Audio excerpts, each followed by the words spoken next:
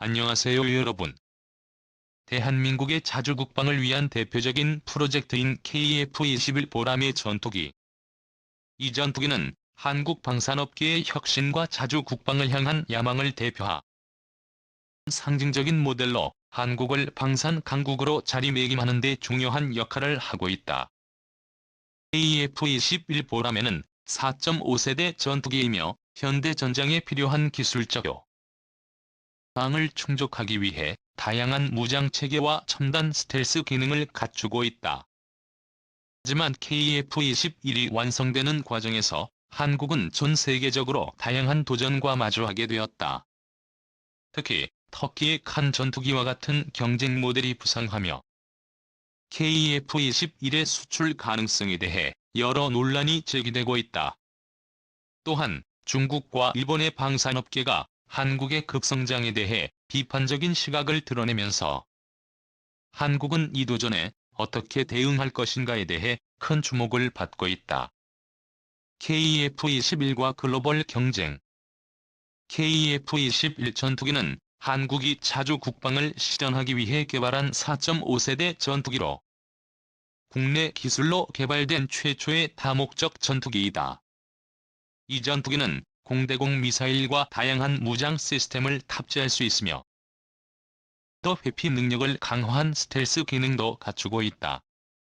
현재 KF-21의 시험 비행이 가속화되고 있으며 실전 기체의 조립도 빠르게 진행되고 있다.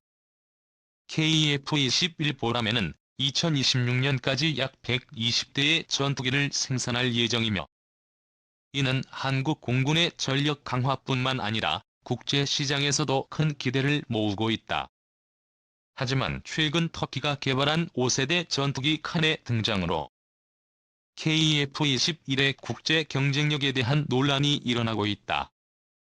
터키의 칸 전투기는 모두가 예측하지 못했던 빠른 개발 속도로 이륙하고 착륙하는 데 성공하며 세계적인 주목을 받고 있다. 일부 해외 전문가들은 칸 전투기의 성공이 KF-21 보람의 수출에 걸림돌이 될 것이라는 우려를 제기하고 있다. 칸 전투기가 5세대 전투기로서의 개발 가능성을 보여주면서 KF-21의 4.5세대 전투기로서의 한계가 국제 시장에서 경쟁력을 약화시킬 수 있다는 지적이 나오고 있다. 전문가들의 평가 칸과 KF-21의 차이점. 칸 전투기의 등장에도 불구하고 항공기 전문가들은 KF-21이 여전히 기술적으로 앞서 있다고 주장하고 있다. 칸 전투기가 성공적으로 시험 비행을 마쳤지만 이는 단순한 초기 단계일 뿐이라는 것이다. 전문가들은 칸 전투기가 대한민국의 KF-21만큼 성공적인 결과물을 내지 못했다고 평가하고 있으며 칸 전투기가 한국산 전투기와 비교하기에는 아직 갈 길이 멀다고 언급하고 있다. 특히 KF-21 전투기는 가상의 적 전투기를 타겟팅 포드로 재능하며 보다 정교한 무장 시스템과 성능을 자랑하고 있다. 반면 칸 전투기의 경우 다소 허황된 스펙으로 가득 찬 전투기라는 평가가 있다. 시험 비행에서도 가장 중요한 내용물들이 탑재되지 않은 상태였으며 일부 전문가들은 이를 빈 깡통 전투기라고 평가하기도 했다. 반면 한국은 4대 핵심 기술을 미국의 도움 없이 전부 자체적으로 개발, KF-21에 적용하는 데 성공했다. 이에 따라 전문가들은 칸 전투기가 개발을 마무리하기까지는 상당한 시간이 필요할 것이며 KF-21과 같은 기술력을 갖추기 위해서는 더 많은 노력이 필요하다고 지적하고 있다. 일본과 중국의 반응. KF-21의 급속한 개발과 성공에 대해 일본과 중국은 서로 다른 반응을 보이고 있다. 일본은 한국이 방산업계에서 급성장하는 것에 대해 강한 위기감을 드러내고 있다. 최근 일본 미쓰비시 중공업을 비롯한 방산업계의 상황이 악화되고 있는 가운데 국의 무기 수출은 지난 5년 동안 6배 이상 증가하며 억 달러 수출 돌파를 목전에 두고 있다.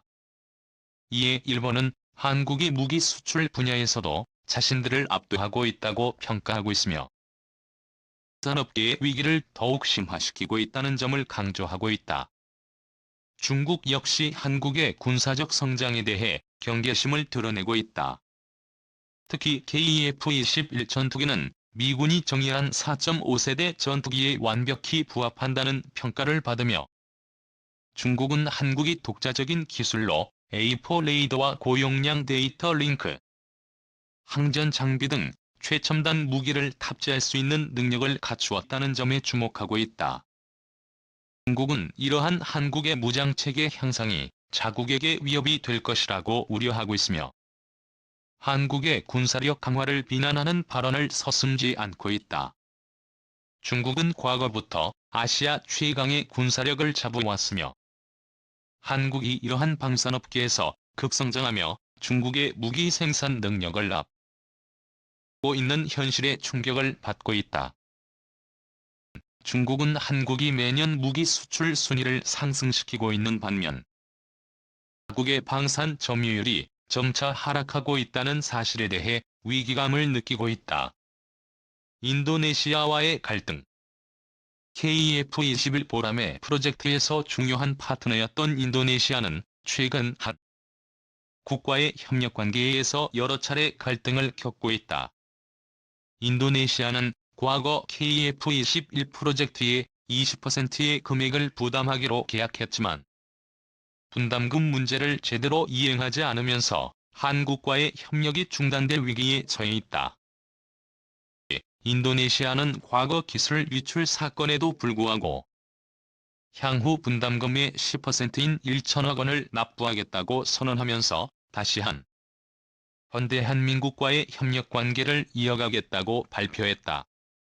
하지만 이로 인해 한국 내에서는 인도네시아와의 협력을 중단해야 한다는 목소리가 커지고 있다.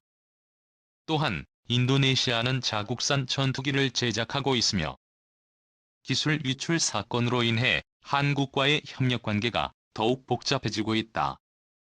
인도네시아와 터키는 중요한 군사 동맹국으로 각종 군사 기술을 공유하는 긴밀한 사이이다. 미국 정부 역시 인도네시아와 한국의 협력 관계에서 기술 유출 가능성에 대해 우려하고 있으며 공동 개발 자체를 중단시키는 최악의 시나리오까지 고려하고 있다고 경고한 바 있다. 국제 언론의 주목. KF-21 전투기가 양산에 돌입하며 전 세계 언론은 이에 대한 큰 관심을 보이고 있다. 특히 말레이시아 군사 전문 매체에서는 한국의 KF-21 보라매가 하늘을 날 준비를 마쳤다는 기사를 게재하며 한국 방산업계의 급속한 발전을 강조하고 있다. 한국은 KF-21 전투기 실전 기체 생산에 있어서 95% 이상의 목표를 달성하였으며 전체 개발 프로그램의 80%가 완료된 상황이다. 하지만 인도네시아는 여전히 KF-21 프로젝트에 대한 분담금을 이행하지 않고 있어 후 한국과의 협력 관계가 완전히 무산될 가능성도 제기되고 있다. 한국은 이러한 국제적인 도전과 갈등 속에서도 자주 국방을 위한 기술을 지속적으로 발전시키고 있으며 이를 바탕으로 KF-21 전투기가 국제시장에서 성공을 거둘 수 있을지에 대한 관심이 계속해서 커지고 있다. KF-21은 단순한 4.5세대 전투기가 아닌 한국의 자주 국방과 방산 강국으로의 도약을 상징하는 중요한 프로젝트로 자리 잡고 있다.